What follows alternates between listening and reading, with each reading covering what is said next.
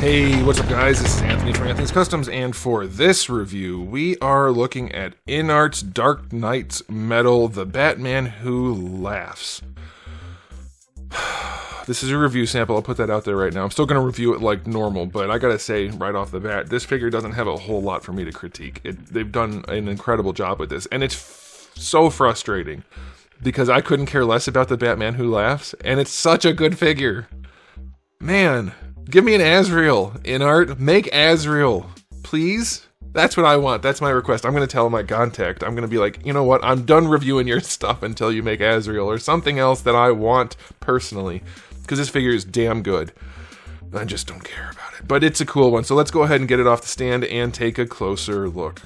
Alright, before we look at the figure, let me show you my package. It's a nice one. No window, but nice photo there. Very, very cool looking. Definitely displayable. It almost looks like it's for a statue because like you can kind of see the articulation, but this figure, I mean you can see it, but the figure looks really good and the character design lends itself to hiding the articulation a little bit, but very cool. Alright, so, question of the day before I do anything else. Is this not just the mouth of Sauron? Whoever designed this, is it not the mouth of Sauron with a Batman motif? Is that what's happening here? Am I the only one that ever noticed that? What's going on with Dark Knight's Metal? Is it the Spider-Verse of the Batman universe? Do people like it? Apparently. I mean, they're making lots of figures for it between Todd and InArt and everyone else, apparently. So Dark Knight's Metal must be popular. But I keep hearing people say how they hate Dark Knight's Metal. But apparently people love it too. So question of the day, where do you fall on that? Alright, I'll have links in the description below for InArt's website and maybe Big Bad Toy Story if they end up having it up there soon. I don't know. He's still one of the tall ones. Just over 7.5 inches to the top of his actual noggin, not the bat ears. That's going to make him about 18.5 centimeters. He's a big one.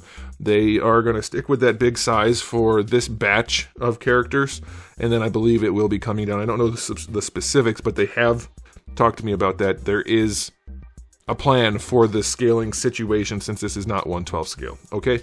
Alright, so let's get into it. Does it look good? Let's talk about the aesthetic.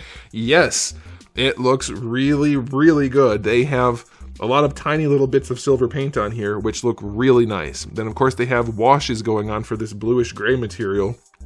That brings it to life wonderfully. Like, it's not a super hard... They might even have done dry brushing for the lighter color instead. It's hard to say for sure. But it brings it to life so well. And the detail paintwork, even this very dull brownish belt, very, very clean. All the little details look fantastic. The head, super clean. Looks really, really, really nice. The hands, I mean, he still has the jelly on him from his lunch break, but very, very nice paint job for sure. And just all the way through. It's a pretty uniform paint job in that it's almost all just the same two colors everywhere, the gray and blue, or blackish gray and blue, with a little bit of highlighting and stuff, but it still looks fantastic. It looks so good. If you're looking for this figure, I have to say, this is probably your best bet. Now, I don't know if any of the other import companies, like, not the main ones, like whoever else is making these characters, like everybody's making these kinds of things now. I don't know what theirs look like. I haven't looked at them because I don't care about Batman Who Laughs. I don't even know if they're making them, but I can tell you this one looks fantastic. It looks so good. Even for Batman Who Laughs, like, he has good musculature. It has a really nice silhouette. It's just a good example of how all these things I talk about for other companies, they make a difference. The silhouette matters. The sculpt actually matters. He's not just flat. He's not 2D. Even this skinny version has a little bit of chest meat to him. You need some chest meat, the thighs. It looks really good, guys. I'm thrilled with this, and I could not care less about the character. How often do you guys buy things that you don't care about because they're really, really good? I do it on occasion. Obviously, I didn't buy this, but I mean, on occasion, I do that. But some people buy things that they don't care about all the time, from what I've heard. And other people are like, nah, it's not my thing. Even if it's great, I'm not buying it. Let me know where you fall. But yeah, he looks great. I don't know how to make it look any better, honestly. 9.9 out of 10. Like, there could be, like, there's a little bit of it. If you're zooming in with a camera, you can see some slight imperfections, but it is freaking good. All right, time for accessories. He's got a ton. He's got 3 different heads. So that's good if you want those options. I didn't even know he had in those options, like as a character. He has them apparently, so you get those. A decent spread of hands, everything you're gonna need. That's nice. And a whole bunch of accessories, which are awesome, which makes me wonder. There's guns here, there's batarangs, there's bayonets, some kind of sickle sight, and that's almost like a whatever. And then the hooks with the chains. Is this Batman? Is this Joker? Who is this? Is it both of them put together in this universe? What's happening? I have no idea. But the accessories are fantastic. And then you get the display stand with this cool purple swirly with some stuff going on in there. I mean, there's no paint on the swirly. There's some, I guess it might, I think it's just the plastic itself creating the differences. So maybe you could put some paint on there if we're looking for faults. Or maybe you just want a regular display stand and then you could put the purple thing on top, so some options there. So I'll go 9.5. I'd like to have the option to not have the purple swirl or to not have the peg hole down there. Whatever. Like, I think this is their best release. I think it is. Of the ones I've looked at, I think this is their best release. Which is, like I said, so that's such a bummer for me personally. All right, let's get into the articulation. It's pretty good. It is pretty good. Let's show you. The head moves around incredibly well on top. The collar is soft and it moves, and the neck moves around too. So you can get that. Let me pop the head off real quick. So the neck, it does move. It doesn't go very far back. It does go back, but this has to tuck in too. So you have to be a little cognizant of that. It doesn't have a ton of range on the neck going back. Going forward's okay. Side to side, it's pretty limited also, I think, because of this collar piece. But luckily they accounted for all of that with the head connection. The head moves around really well. So it would be nice if the neck could do a little bit better in addition to the head. But you get a lot of range out of that head for sure. It can get gappy at the extremes, but plenty of range, so that's nice. Now for the shoulders, these are just flexible pieces connected to his back. They don't get in the way too much. I tend to not like that, so let's see how functional that is. But underneath we have just, I think it's a McFarlane style. I hate to say that because other companies have been doing this, but probably most people know it for that now. It just moves around. This is a floating piece that just lets the whole thing move around. So it doesn't get a ton of extra range, but definitely good for adjustment posing. And then you have the arm on your ball hinge. So you can raise the arm up better than horizontal. That's fine. And then full rotation is fine.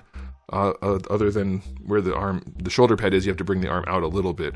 But you definitely have all the range you need. And going forward, these don't really get in the way too much. Honestly, they probably didn't even need to be detached, but they work, so that's fine. All right, bicep swivel is fine. I'd like to see that connection a little bit less mechanical looking. There's a bit of a shelf here. That's not a huge issue, but it could look a little cleaner. I doubt they'll bother changing that, but you never know. They could. These are early reviews, so they could always adjust stuff if they want to. Elbow has really good range and looks great from the side. From the front, you get the tiniest little gap here, but that's still a really, really good elbow, really good range. And then the wrists are on ball hinges. No problems there. All right, for the torso, let's see. This torso should just have gaggles of movement. Let's see if it actually can gaggle. That's not how that works. I like these, by the way. All right, let's see. Let's see. I've always liked this kind of thing. I don't know why. I guess because it gives you the look of a cape without being a cape, so it's just fun and interesting. I don't know. I'm a weirdo. Leaning back. Uh-oh. It doesn't lean back that far. Like, it leans. It's fine. It could have a little bit more range, for sure. Given the design, I think they could have squeaked some more out of there. Let's see. Going forward is great. So that's nice. If you want them to lean forward, they did it. It seems that a lot of companies these days are going in one direction or the other. I would like a good middle ground. How do you guys feel about that? Maybe I can get a little bit more out of that back. Let's see.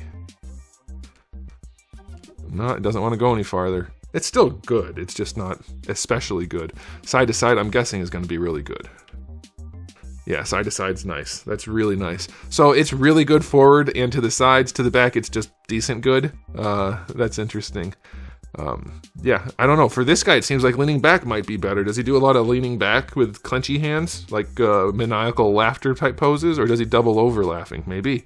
I don't know, but he does laugh. The title says it. This is just a floating piece. For the hips, let's see what we have going on for the hips. Is this one not one? Oh, okay. Yeah, full-on splits. You may bump into the torso if you don't have it adjusted, but full-on splits, no nuggets. That's really, really nice. That's as splitty as you can go, which means they have maximized the range. Going forward, you can flex a little bit in here in the crotch, and he does kick pretty high. That's nice. I don't know if he has to do any Sparta kicks, this character, but he can kick better than horizontal. That's good. Could be a little tighter right there. It's not floppy loose, but it could be a little tighter, a little more resistance. Thigh swivel is hidden nicely by his character design. I think it's technically a ball peg. It does wiggle in every direction. It doesn't offer a ton of extra range, but it is a ball peg connection. All right, double jointed knees. Let's see about these knees. Ooh, that's nice. It looks good. That's a good looking knee, and you get really good range. So that's nice. And then down here, it's like the Revoltech shin, except for being a hinge with a swivel. I believe it's just a ball peg that goes in every direction. Yeah. So that gives you extra range for like a deep knee bend. Just a little bit. Not that he really needs it, but you can get your deep knee bend out of that. Or if you're trying to put him in like a stylized pose, you can get that shin curve. Just a little bit of extra curve. Honestly, it's not probably that much more than a real human, but there's a little bit of extra there. Little play. And then you can rotate it too to help with your ankle rocker. But let's see how these ankles work. The ankles are inside his goth boots, so they don't have a ton of range going all the way back, going all the way forward. Yeah, it's probably passable, especially if you include this. It's decent enough, but it's a little bit more limited than I would probably like. Ankle rocker is also limited, but you can use that a little bit more too. Gives him a stylized curve to the leg, but it does work. I'd like to see a little bit better range down here in the ankle. Maybe make this a separate piece or a flexible piece, this strap right here, so that you could get the joint, the cut a little lower, but it's fine. And then the toe hinge I thought I was going to hate because you can see the peg is all the way at the top. I thought, oh crap, it's going to be gappy. But the way they did it works. It's maybe not my favorite way of doing it, but this is definitely an acceptable toe hinge. It's functional, it's not super loose, and it is sufficiently far forward.